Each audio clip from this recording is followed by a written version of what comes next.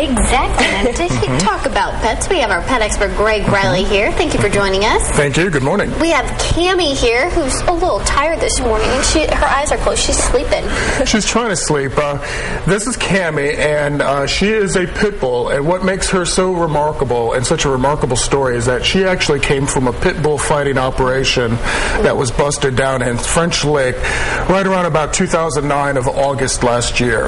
Okay, and that is what when people think about pit bulls, I think a lot of times they think about the Michael Vick story and, the pit bull fighting rings and that kind of thing. Right.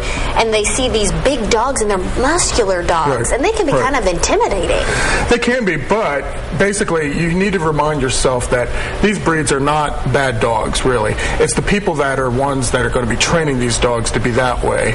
And I've talked to some police officers about this story, and realistically, any dog really has the potential to be truly bad and dangerous. So to single out pit bulls is completely inaccurate. I think we just maybe hear more about it in the news, that sort of thing. Right. But I will tell you, Cammie is a sweetheart. She was up in our newsroom. She just came and sat right beside me, and she is a sweetheart. And really, like you said, is a miracle dog. Really is a miracle dog. I mean, she was basically tied up to a log, and I'm not really sure if she was truly a fighting dog per se. She does have some wounds on her muzzle that does indicate fighting, and some wounds on her legs. But basically, she was mostly used for breeding purposes, which is pretty sad. Now, is dog fighting still popular in this area? Are we seeing some of that, the effects of that? I probably would make that assumption, only just because right now the laws are so weak in Indiana. Now, it's a Class D felony if you basically are involved doing, say, hosting a dog fighting, okay? But the big contention right now is that if, like, say you are a viewer or basically an observer of a dog fighting and you know that's going on, that's a misdemeanor. And basically what they're trying to do right now is trying to make that changed into a felony, just to basically help stop this horrible event taking place from further. And I know when you look at the humane shelters, just seems to be an overflow of pit bulls, so many. And because people are scared, they may not adopt them. How do you know if it's going to be a good mix for your family? Well, there's a lot of things that you can do. The biggest thing that you really need to start thinking about when you want to adopt a pit bull is that they're really a high-energy dog. They definitely need to have a lot of exercise, and they also need to have a lot of toys, basically to work off any anxiety issues that they have. Some of the other things that you want to really consider is that you always want to have her on a leash, or a pit bull on a leash, basically, when you're in public. Just because they maybe seem to be friendly and so forth, you don't really want to take that chance. The other thing that you could also do is socialize your pit bull.